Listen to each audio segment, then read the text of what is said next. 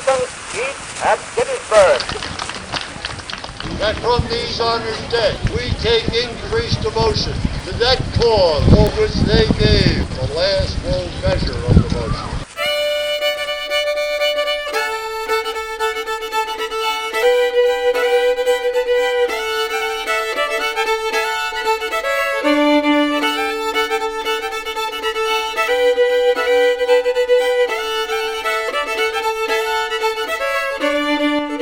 The United States Civil War, alive and well nearly 150 years after its last shot was fired.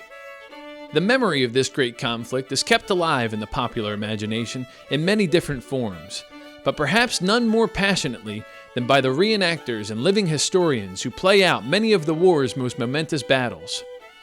There's a seemingly endless variety of reenactors, from cavalry to infantry, artillery to civilians, and an equally staggering number of reenacting groups. But this is the story of one particular reenacting unit, Cooper's Battery B, a group of reenactors based out of central Pennsylvania who proudly bear the name of one of the Union's most storied artillery batteries to fight in many of the war's greatest campaigns. This is their measure of devotion to the cause of preserving and perpetuating the legacy of the men and women who fought America's bloodiest combat. This is their story. 7 individual tales interwoven with life as a reenactor during the Sesquicentennial of the United States Civil War. March!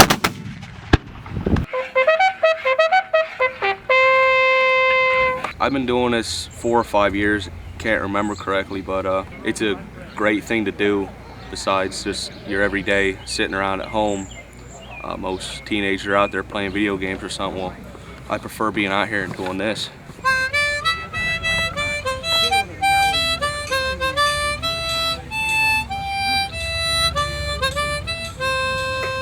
We're at my home in Valley View. It's a small valley tucked in Schuylkill County. Today we're gonna go to church, and me and Mom are gonna play a couple songs. Then afterwards tonight I have my National Honor Society induction, so pretty excited for that.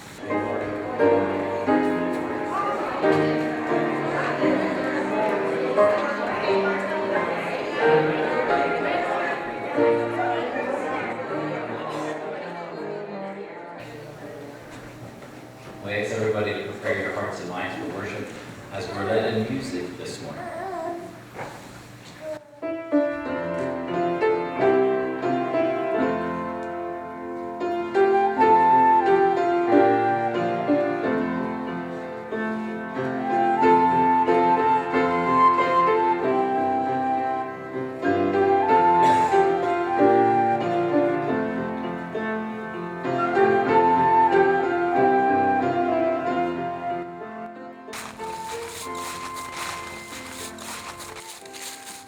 We're going back to our Boy Scout camp.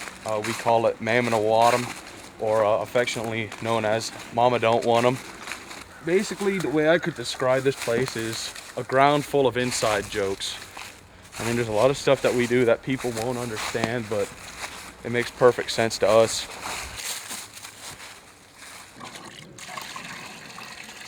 Once my birthday comes around and I turn 17, it'll be my last year. So coming up on it now. Tell you lots of memories from here.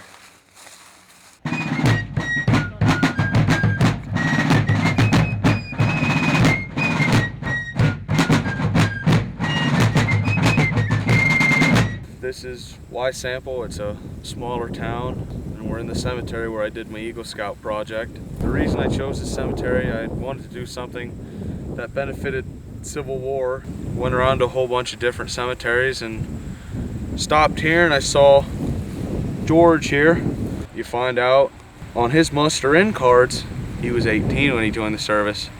If you read his date here, he was only 16 when he died. So that's the age I am now.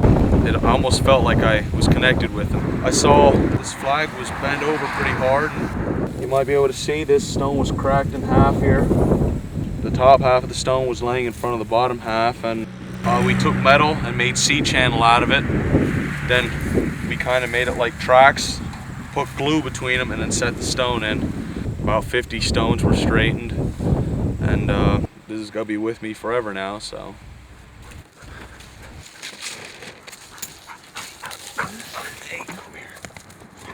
being from this area, I mean, there's a lot of history associated with this area. My family got a lot of history with the Civil War, and I was born on Veterans Day, so I guess there was a strong force pushing me towards it.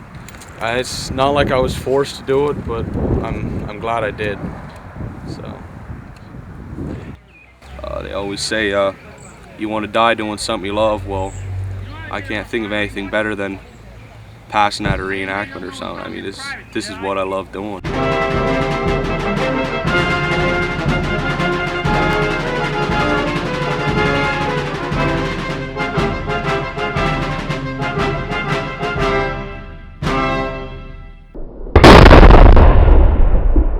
Enum Valley, Pennsylvania, Lawrence County. This is where Battery B was recruited, here and up the road in Mount Jackson and all throughout this county. On June 8, 1861, they marched from Mount Jackson because the rail center was here. Took the train to Camp Wright in Pittsburgh, moved on to Harrisburg and then to Washington and off to war. Fire! Cooper's Battery first saw battle at the 7 days before Richmond, followed by Gainesville, Groveton, and the Second Bull Run, Antietam, Fredericksburg, Chancellorsville, and here at Gettysburg. The service of the battery did not end here, but continued throughout 1864 and 1865. After the Grand Review in Washington, the men returned to their homes to renew the peace they had in civilian life and to rebuild and look forward to a bright future.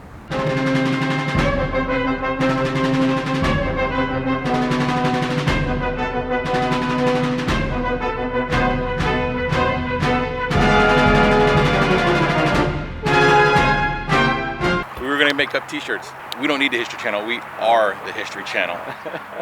Reenacting actually has been around just after the Civil War because, believe it or not, there were actually veterans that actually did reenact some of the battles. It took root in the United States in a bigger way, closer to the centennial of the Civil War back in the early 60s.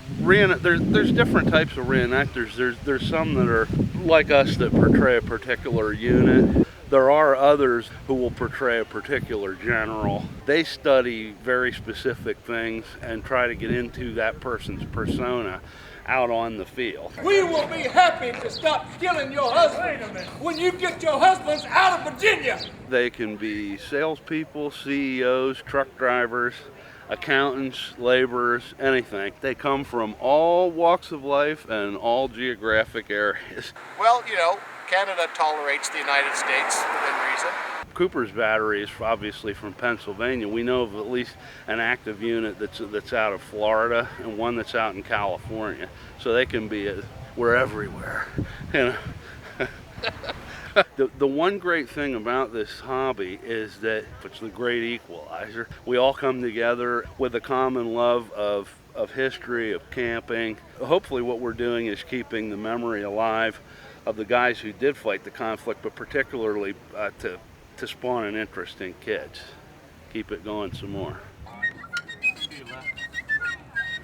Oh, hey there. March! When somebody fires the cannon for the first time, it's sort of like their rite of passage sort of thing. Just imagine when you see the sponge come out of the barrel, the gunk that's on there, well, then now it becomes face paint. It's my privilege. We fired the cannon this morning. Like most men of Cooper's Battery B, your brothers, welcome. We thank you for your service and congratulations. 3 cheers for our new cannoneers. Hip, hip, huzzah! Hip, hip, huzzah! Hip, hip, huzzah! Watch what you wish for, you might get. Last year we got a whole bunch of new inductees into our battery. I think it's up to 50 something. With that, we actually brought our cannons up to 4, which is how many Coopers actually had during the Civil War. So that's actually pretty cool. We're probably one of the few batteries that could field a whole battery of artillery, 4 pieces.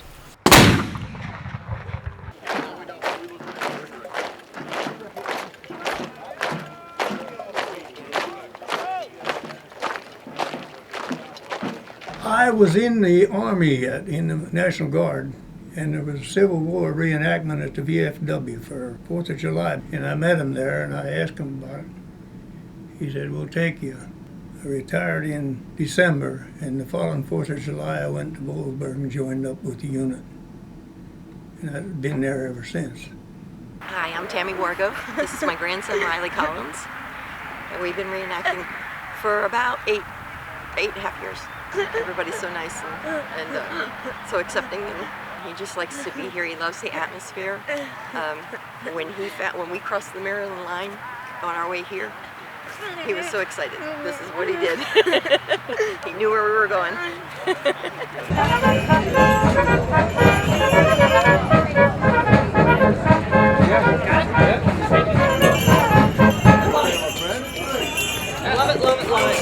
This is the end of my 13th season as a reenactor. I don't think there is a favorite part I have. I enjoy almost all of it. I just enjoy the hanging out here. I enjoy being out in the battlefield. I realize we're not getting shot out for real. It might change it a little bit, but I just enjoy everything about this hobby. That means a lot to me because my dad did this for years. He represented those that have died to defend our country and unite our country, and it still have my dad's memory. Makes my dad's memory fresh every time I do it. It's just an awesome experience for me. Sometimes I dress up as a guy when they need me on the gun. It's really exciting. I like the freedom that dressing up as a man gives me, especially when I'm sitting and I don't have to be so ladylike. But the hoop skirt breathes better than the wool pants, to say the least.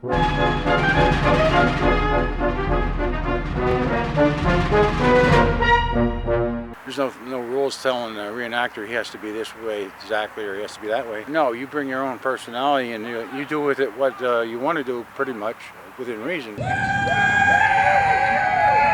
The captain or any of the line officers, if they didn't like something, they would have obviously told the men about it, and probably pretty emphatically too. If you can't hit your target, I'll get somebody that will. Each one of these rounds cost the government like $3.60 a piece.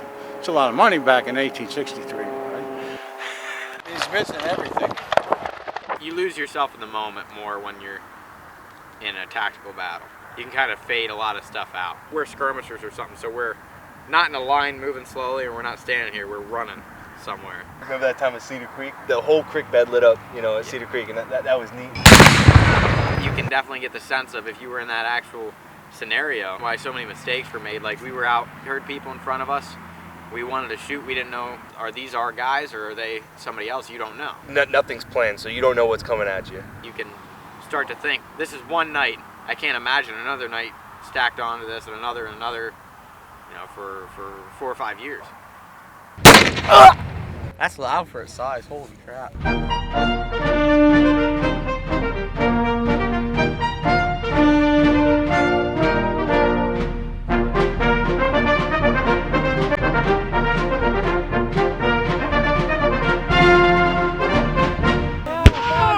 Section, load! Repairing a lanyard. It frayed and broke, and we're just putting a new hook on it, sealing things up with some wax. Hopefully it'll stay. I'm not even sure if it's the right way to do it, but I did it. So, trial and error.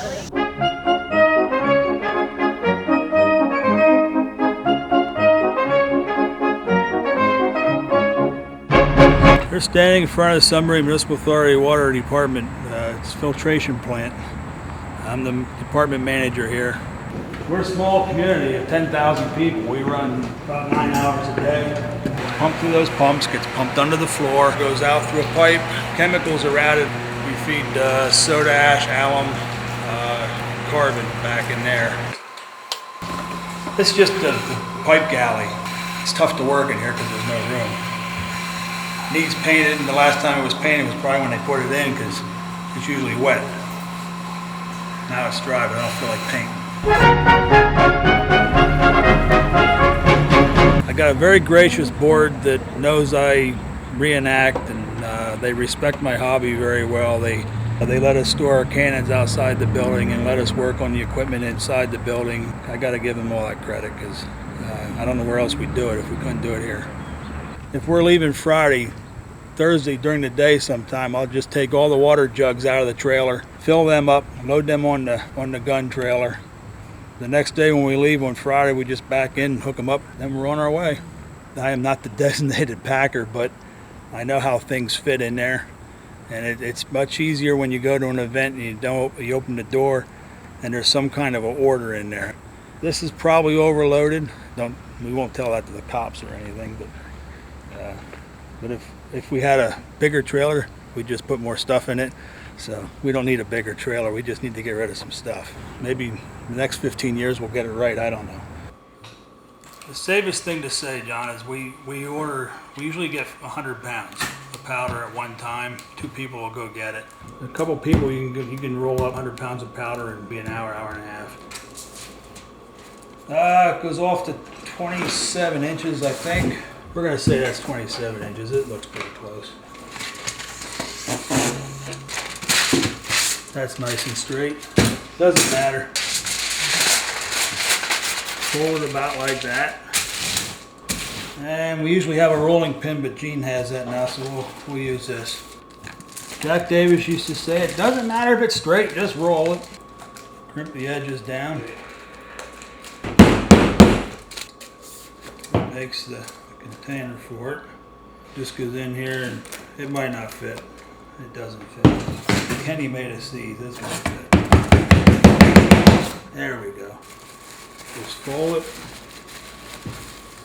Seam goes with the seam here. And they're usually about 8 ounces. That's probably not 8 ounces, but it's, I said that don't fit, so use Kenny's stick again.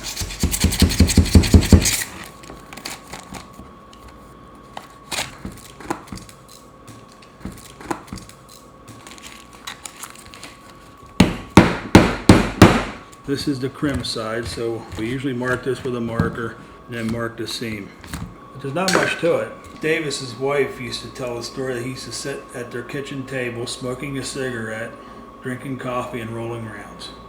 I don't know if, knowing Jack, it's probably true. But how he didn't blow himself up, I don't know. But we try to take some action so we don't blow ourselves up. So that's pretty much how you roll around.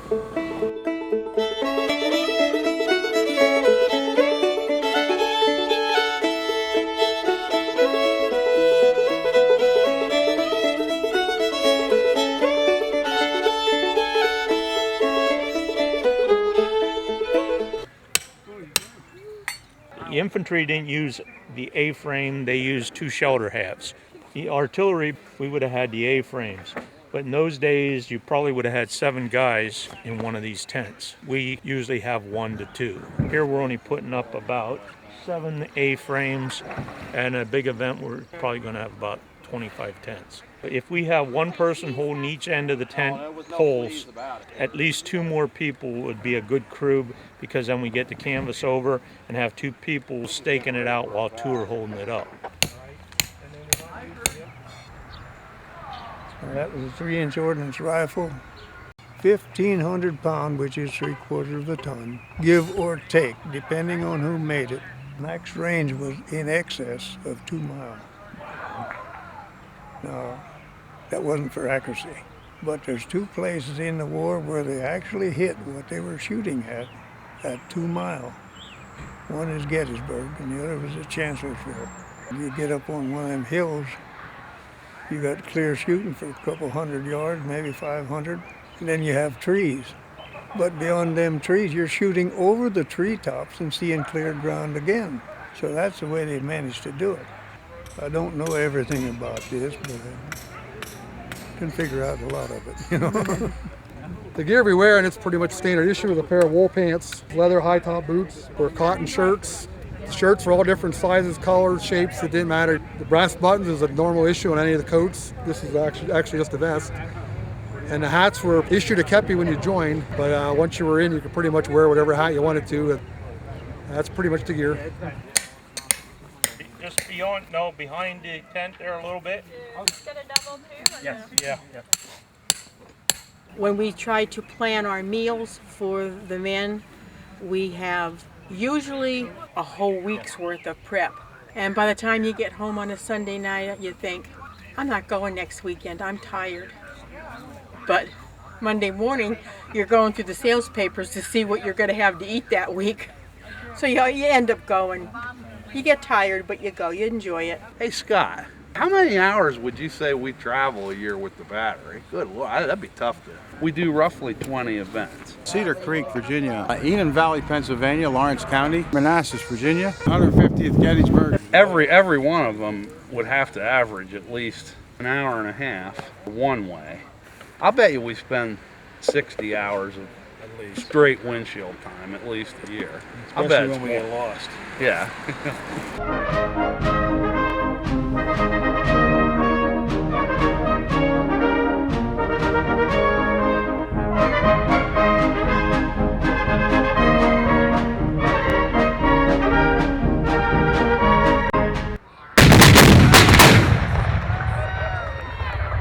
Well, the question was how many times I've been to Gettysburg. First official time, I call official, when I went knowing something and what I was looking for, was in 1977. And then of course after that, the rest is history, as they say. I've just been there like constantly. I don't know how many times, maybe 500. I have no clue how many times I've been there.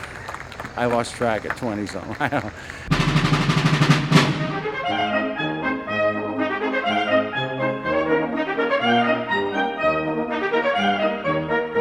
Hi, this is Captain DeWolf, Cooper's Battery. We're standing in front of the Pennsylvania Monument, dedicated September 27th, 1910. And I have some pretty nifty facts here.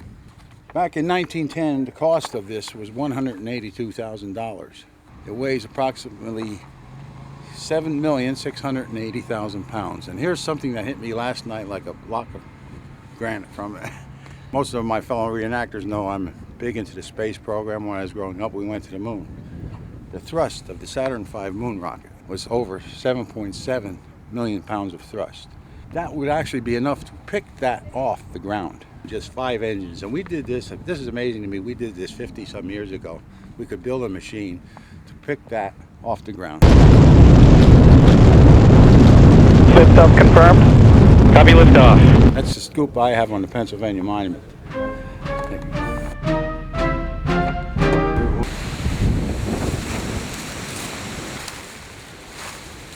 Right now we're trying to line up these famous series of photographs that were taken by Gardner and O'Sullivan right after the battle, as identified by author Bill Frassanito in his book Gettysburg, A Journey in Time.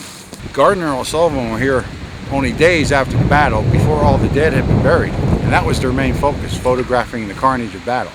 This is exactly what they wanted.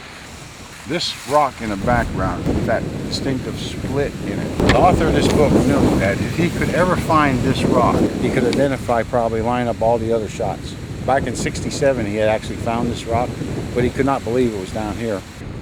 Right there it is. So you can imagine his elation once he found this and changed history, because the thing about this picture was it was in a lot of Civil War books, Miller's Photographic History of the Civil War. And it always appeared with the caption, "Dead of the 24th Michigan on the First Day's Field." Now the First Day's Field is miles northeast of here. We're down here at the Rose Farm. He went to the field where the 1st Michigan fought, up by where General Reynolds was killed on the first, and there's no rocks up there. And plus, it occurred to him, these do not look like Union uniforms. They're Confederates. How could it be 24th Michigan? And he thought that has to be wrong, and he was right. And it makes sense too, because Gardner and O'Sullivan were here because they were coming up from Emmitsburg, and right there's Emmitsburg Road. And right away they're on the southern end of the field, which was the last place the bodies were buried. And right here's the dead. So why would they go any further? Now if you look at that famous picture of the V formation of dead, it no longer has the caption "Dead of the 24th Michigan." It has "Dead of Confederate dead at the Rose Farm, July 2nd. And here's the picture.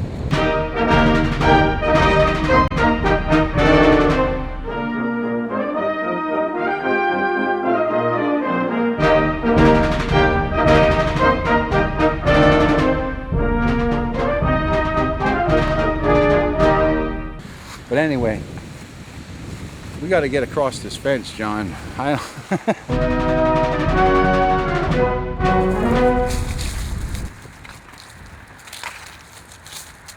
Somebody, I forget who, wrote, "History is not necessarily what happened, but what people believe happened." And those two things may not be the exact, very much the same at all. When I used to come here in the early 70s, Pickett's charge on July 3rd. The standard account of the battle. It looks like they're attacking the center from the Union side. Attacked on the left, they attacked on the right, now they're attacking the center. That got into all of the books. Attack the center. The movie points that out. I don't believe that anymore. I believe what General Lee wrote and what Troy Harmon pointed out in his books. The objective was Cemetery Hill, and that did not change for the whole battle. All the supply train, all their escape route runs right through that. Mass confusion into the rear. Cemetery Hill is the nut they wanted to crack, and that was the objective the whole battle. The general plan remained unchanged. General Lee wrote that. Good day, go Eagles.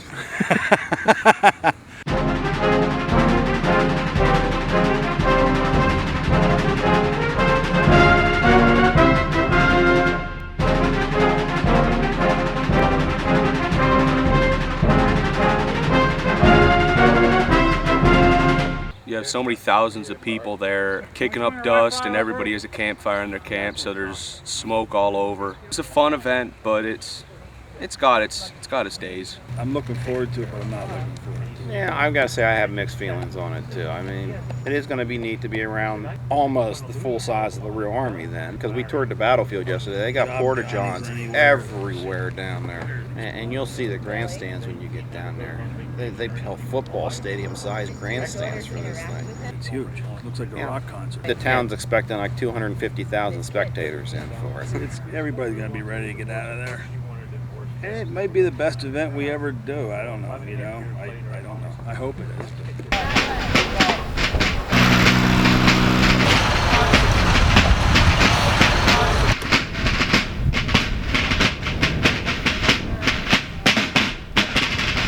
Formation. Okay. At 8:20, he's gonna call Cooper's battery. Battery B! And we're gonna all line up. Flag's gonna go up, and my buddy Mark, he's gonna play the bugle.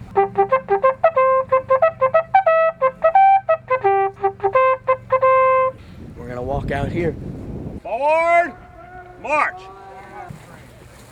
We're gonna talk some more, walk back out over here, and then come back home. I hate to see you get it dirty today. Okay, we're not sure exactly what's going on for 11 o'clock. After we do this formation, we're going to drill some people on the gun. And 6 o'clock battle. We all want to be there, right? That's Cooper's scenario, really.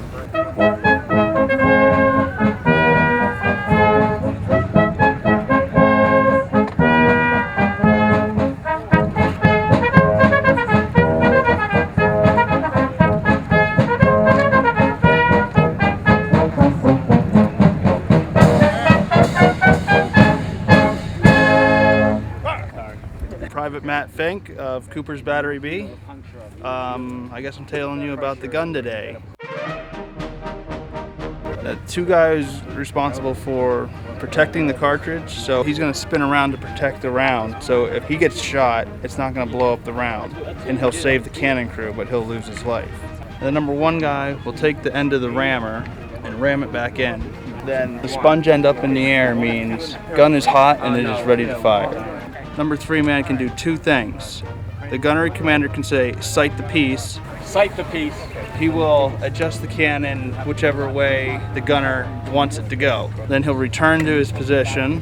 3 and 4 will take a double step in. 3 will automatically prick the hole. Then number 4 will have the primer out of the pouch. Lanyard it, put it in the hole. Number 3 man will reach around, and number 4 man will step out, and he'll slack his arm. Gun is ready to fire, and then when the command's given, he'll fire.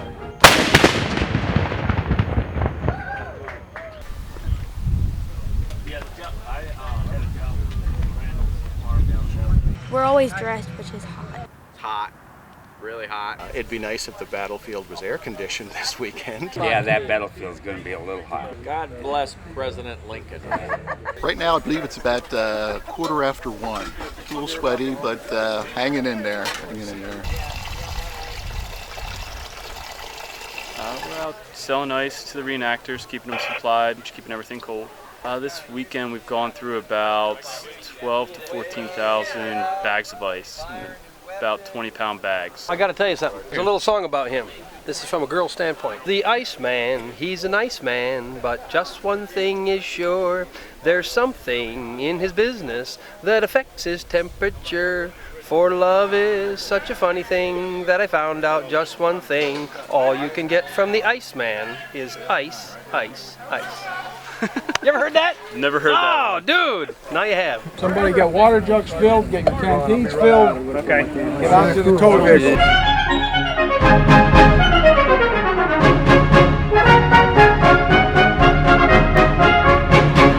We're actually going to a battle. We're going to lose probably. Probably going to win. In the middle. Today I just plan on dragging people out the field and taking hits. Expect to see a lot of Johnnies trying to take our position, take our guns. I guess more death and carnage awaits us on the battlefield.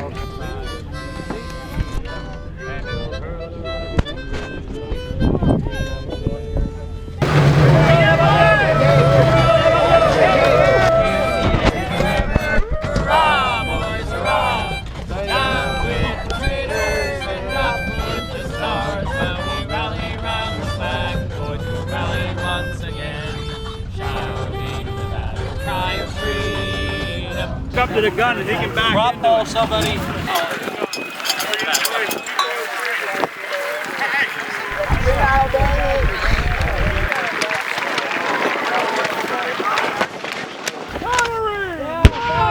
Section, load!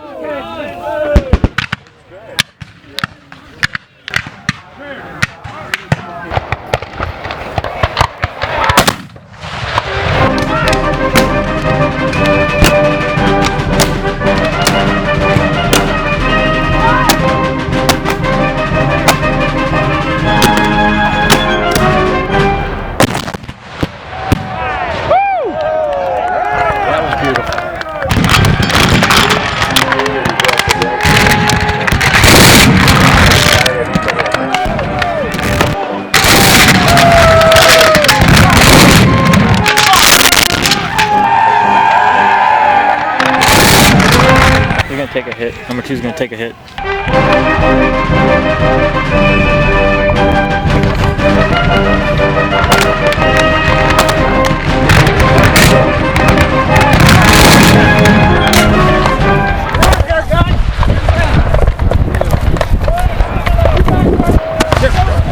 Took my glove. Oh, I got you. It's like, holy You gotta stay back. We gotta help you. It's coming out so bad. Oh, here we go. We're all right. You only shot your foot off. We're gonna lift him. He's only got one leg. Oh, Jesus. I got a little bump on the head by the knee. I got both my legs blown off. It was pretty awesome. Pretty intense. It hurt. I heal fast. No molesting the dead. Sadly, I lost my head on the first day, and on the second day I lost my leg. But as you can see, Blue Cross, you revive quickly. That you'd have to talk to my brother because I think he's a master at it. Like when he gets hit, it's hilarious. Yesterday he took a hit and they almost called the EMTs. Oh, he's fine. We're just. Are you faking? Yeah. This is good. You just gotta fall down, start making a bunch of noises. Cease fire.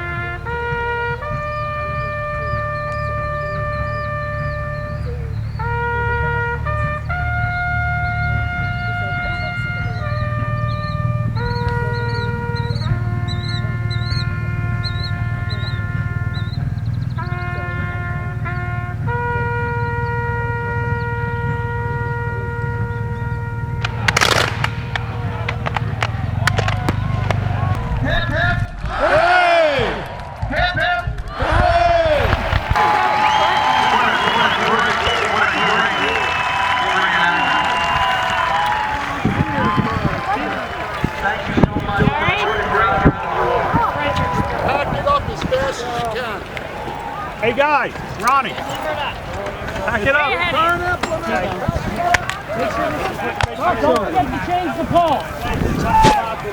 That was great, except we got to deal with the rain and put the wet canvas away when we get home. That really sucks.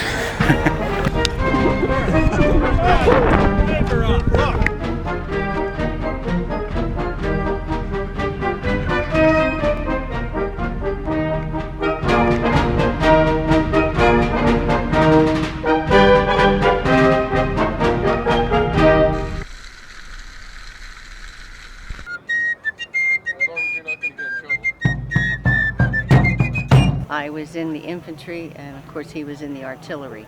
I was parking my car and it was really wet, and he offered me peach brandy out of a bottle, which for a reenactor is kind of like cool, you know, not a glass and this kind of stuff. So that's how we met. We were married in June of 2004. Just a little over 10 years.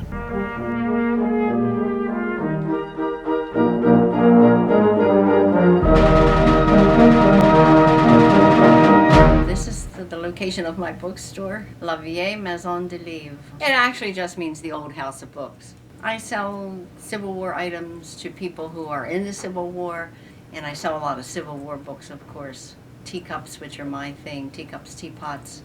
So it's been a combination store. It was interesting, when I first opened up, no one had any interest in the Civil War. And with Cooper's supporting, interest has grown. This couple came in today trying to settle up their relative's estate. And this is the Civil War, volumes 1 and 2 in music. It has a book that thick inside of here. It's really neat. Somebody should buy that. The Civil War News, which is really the premier newspaper of our way of life. It's not a hobby, of our way of life. My father's relatives fought in the Union side. My mother's relatives fought on the Confederate side. And they fought for 71 years of marriage, so it's kind of like a family interest. I live, sleep, eat, and breathe in the Civil War. I don't really, there's nothing else that I do. I've often thought of joining other things, but it's really what I do. Well, I think this is the best one to demonstrate with. Well, I can't hold that son of a gun. How's that? Well, about 20-some years ago, the captain of the battery I belonged to, his wife asked if I thought I could make a spoon for the campfire, big one. And of course, dummy, I said yes. I got home and I thought it over. Why did you say yes? You never made a spoon in your life. I said I could do it, didn't know I could do it, but I didn't know I couldn't do it till after I said I'd do it. So I started, and that's the way it came to be. It all comes out of your head. In other words, when you look at a piece of wood, you almost see the spoon in it. It goes in the old computer between the ears, and there you work from there. These spoons are in southern Canada, the bigger part of the United States. They're in Germany and England. I'm going to have to work like heck to build up an inventory for Christmas.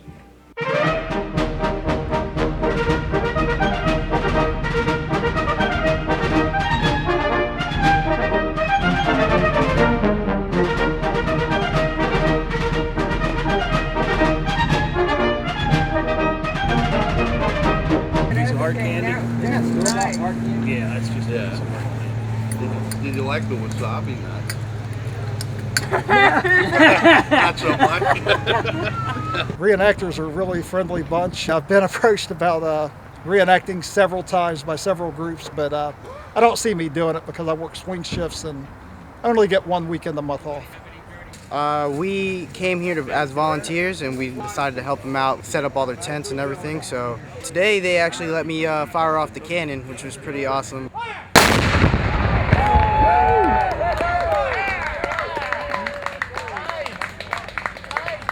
You know, it's the first time thing that I've ever done, so it was a great experience.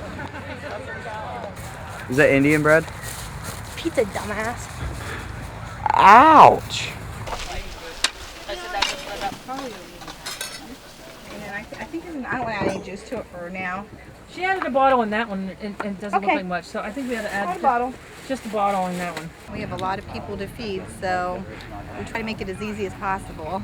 You know, and it's not just one person all the time doing it. You know, we take turns and try to relieve the load a little bit, you know. We do a lot of period correct, nothing in particular because our guys aren't real fussy and they'll eat about anything. See, they're not starving. Thank goodness. Yeah.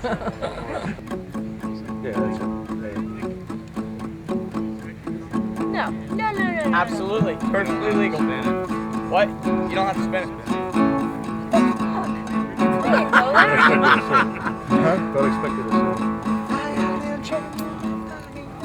A game we like playing is called Mumbity Pegs. It involves spinning a knife off your finger and trying to get the blade into the ground. There's 2 people playing it, and you have to go up different points around your body. If you win, you get to watch the other person eat dirt. They have to basically stick their face in mud to get a small stick, as small as possible, out of the mud in their teeth. It's better to be a winner at this game. Ready?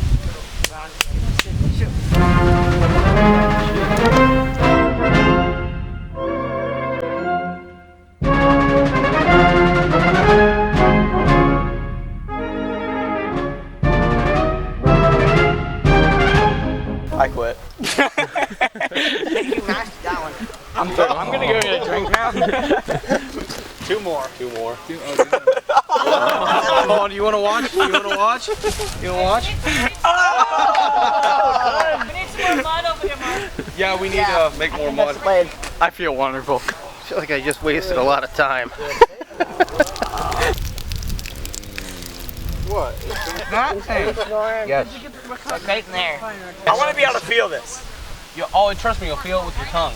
Okay, so put your finger in there. You can put your finger in it. All right, go in, go get it. Just go for it.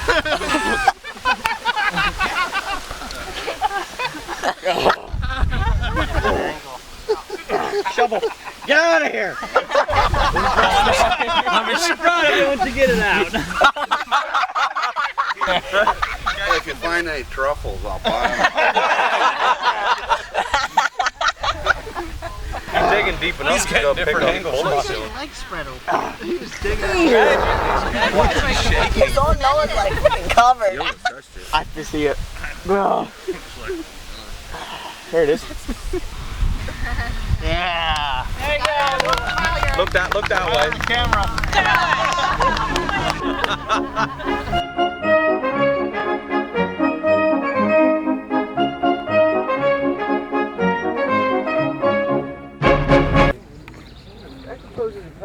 I'm Corey. This is my buddy, Flat Watson. What's that? Yeah, he's a little camera shy, so. Flat Watson is a cardboard cutout, a likeness of myself that my family found necessary when I went to basic training. He's been traveling around pretty much everywhere and visiting people. There's a brothel. We're gonna take him down there and probably overdue right now. They have an album on Facebook called The Life and Times of Flat Watson. They've taken him all over the place. And it's kind of a comforting thing when you're away to get on the internet and see where you are, but you aren't.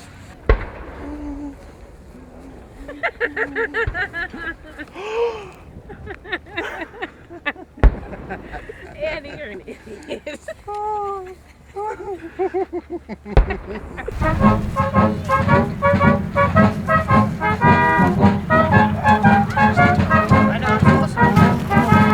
His nickname is Mongo.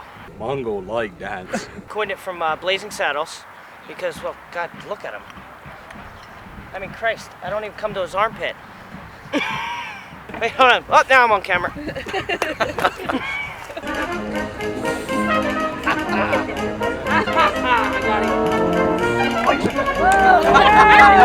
that the one you're talking about?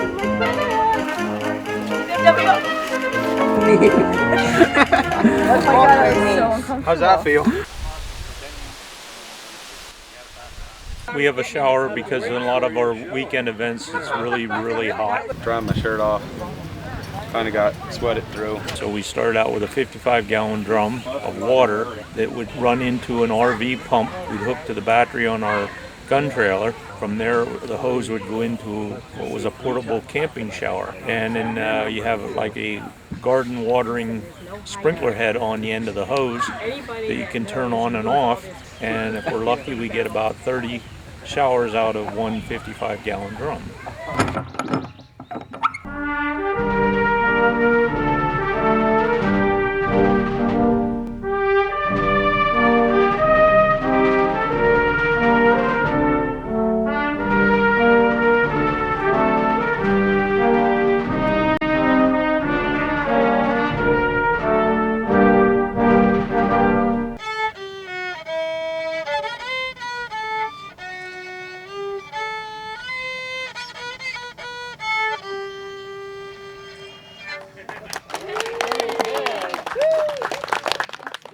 During the years we've been in this, the civilian component of Civil War reenacting has basically exploded.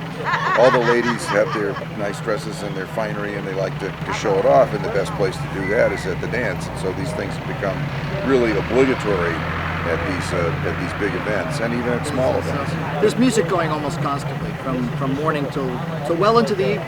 Yeah, music today in Civil War reenacting is every bit as important as it was during the actual conflict.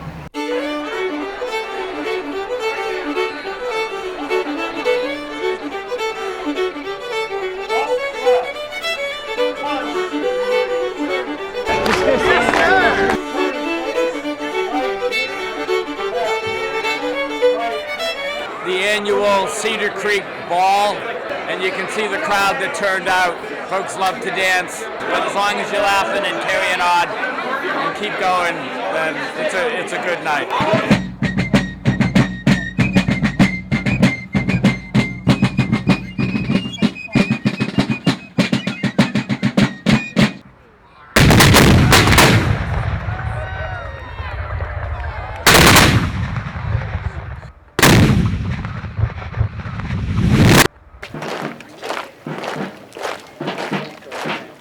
In a number of places where I traveled and found Cooper's locations, a lot of it's been developed. One of Cooper's spots, for instance, is a Walmart now. You have a dilemma between how much of Virginia can you develop and how much should be saved to preserve the memory of these folks on both sides that fought. And that certainly creates tension down there.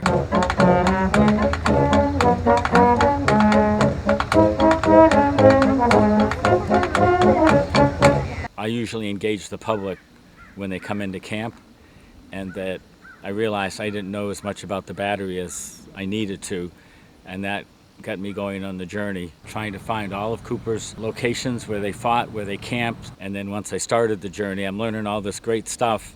I better document it, and the book came out of then. It's entitled Mark the Lines of Your Weary Marches.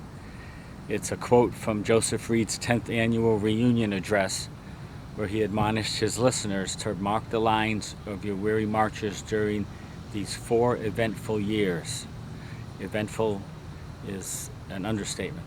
We're going to locate the different positions where Cooper's Battery fought here at 1st and 2nd Manassas, or if you're Union, it's 1st and 2nd Bull Run.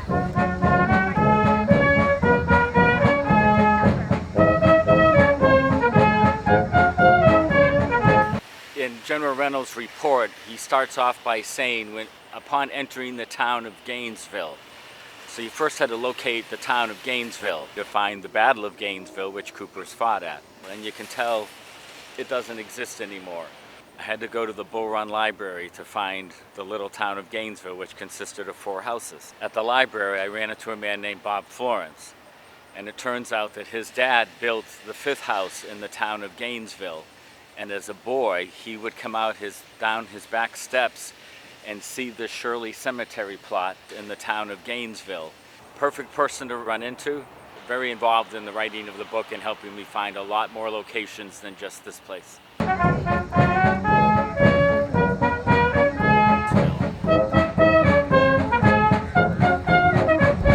Reynolds Division takes Pageland Road and heads south to, I believe it's Bethlehem Pike. At that intersection, he's headed that direction. He hears firing up at the Bronner Farm area. But we were outnumbered here at least 2 to 1. Cooper's anyway. Reynolds in his report said they went gallantly into action Unfortunately, it didn't last very long because the shot and shell was so terrific. We basically hid in the woods away from the cannons. And we had 11 wounded and 2 or 3 died up here in that half an hour time. It's great to be able to stand on the place where Coopers fought.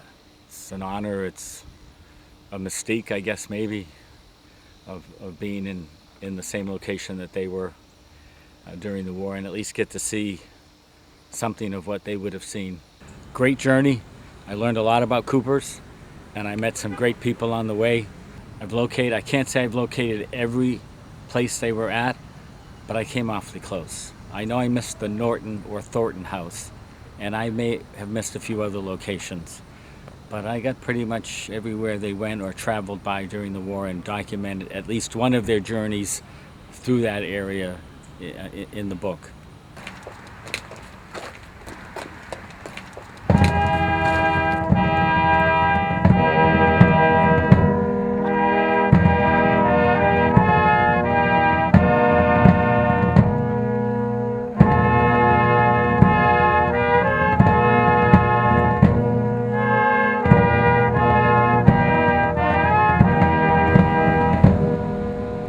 This monument's dedicated to Cooper's Battery B in Mount Jackson.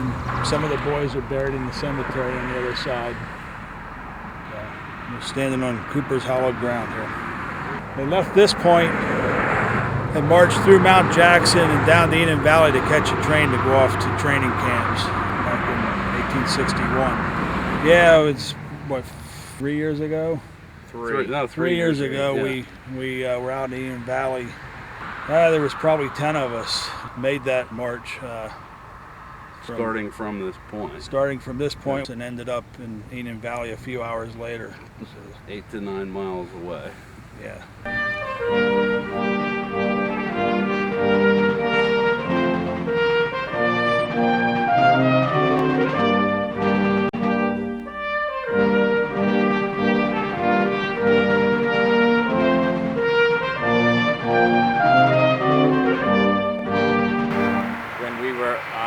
Cemetery Hill, March 2010. We're looking at this first artillery monument that Cooper's placed on the field, and I said, you know, why don't we think about getting this replaced? And Battery agreed to do it. I approached the superintendent of the Park Service, and it went from there.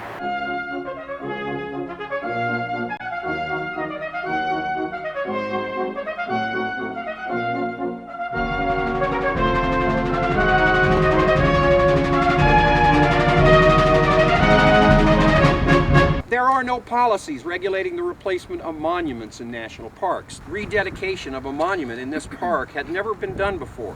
And honestly, if it weren't for the persistence of Keith Foote, it may never have come to pass.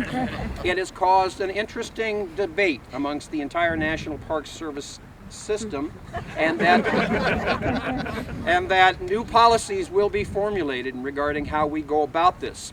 We know that this is a loving group and that this monument means a lot to everybody here, and for that we're very grateful for being just a part of this process, and I thank you.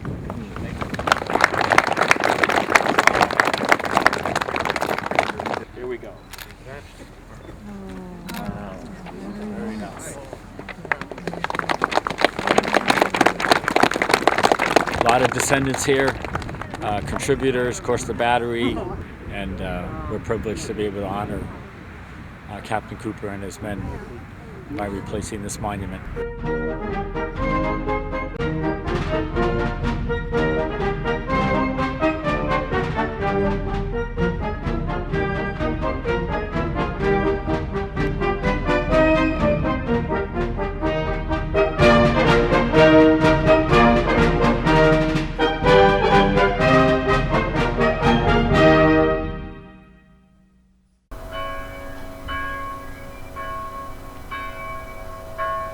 This is the Sesquicentennial for my great-great-great-grandfather's term of service.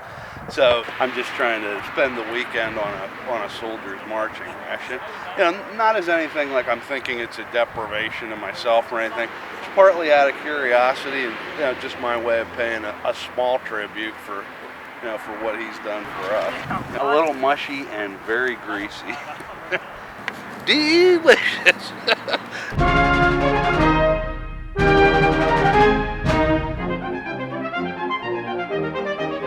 This is my great-great-great-grandfather, Frederick Klein. He was killed June 30th, 1864 at the Battle of Petersburg.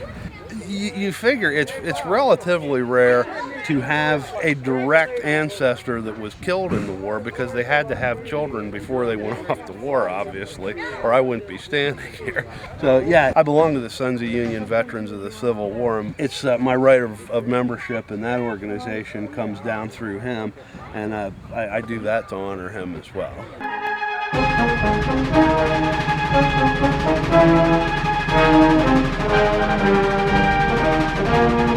Camp 503, Department of Pennsylvania, Sons of Union Veterans of the Civil War, duly open. What you basically, that was today, was what's called a camp meeting. A camp is basically the local chapter of the Sons of Union Veterans. This is where we organize for parades, grave decorating. A lot of that's done at the camp level. The biggest charge that we have is the preservation of the remembrance of Memorial Day, but also of education and just honoring veterans of all wars, really. This is the grave site for my Civil War ancestor. He was killed June 30th at Petersburg, 1864. The 150th anniversary of that will be tomorrow. On behalf of your family, Camp 503 of Sunbury and the Pennsylvania Department, present arms. Order. Arms. We come out every Memorial Day and decorate the grave. And, you know, throughout the year we stop by at certain times. We got more into it because of Greg. And we're glad we did. There's a lot of history to be learned. I really believe that we truly can't understand what's going on today without a knowledge of the past. Not only to have that knowledge, but to also honor those that actually were the ones that took up the ball and made the sacrifices that, you know, made our country great. We're just trying to keep that kind of thing alive, and we're doing it well, I believe.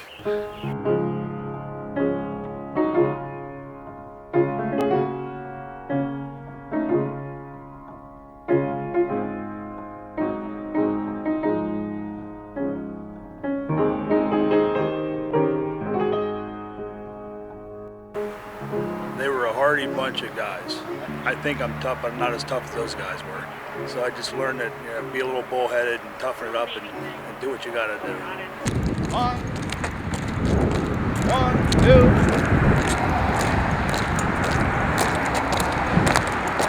2. Today is the 57th anniversary of Remembrance Day, and they do a parade. There's a ball tonight.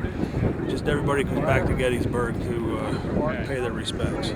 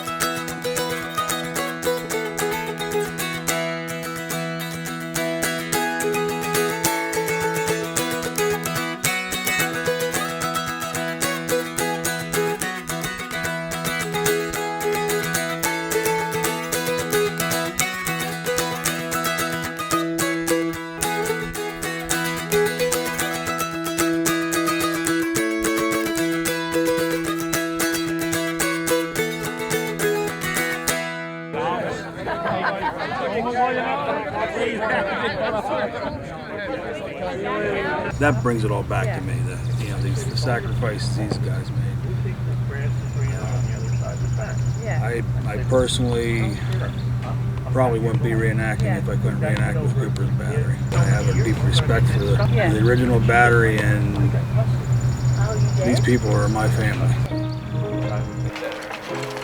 You know, as far as it being a family hobby, I guess for a lot of people, you know, Me especially is a family, because I didn't come from a big family in the first place, and all my family now are gone, so this is my family. I would really miss the camaraderie if I left this hobby. I would have to find some other kind of family, I guess. I don't know what that would be, but right now I can't think what it would be. Hip hip huzzah! Hip hip huzzah! Hip hip huzzah! Battery B. Yes.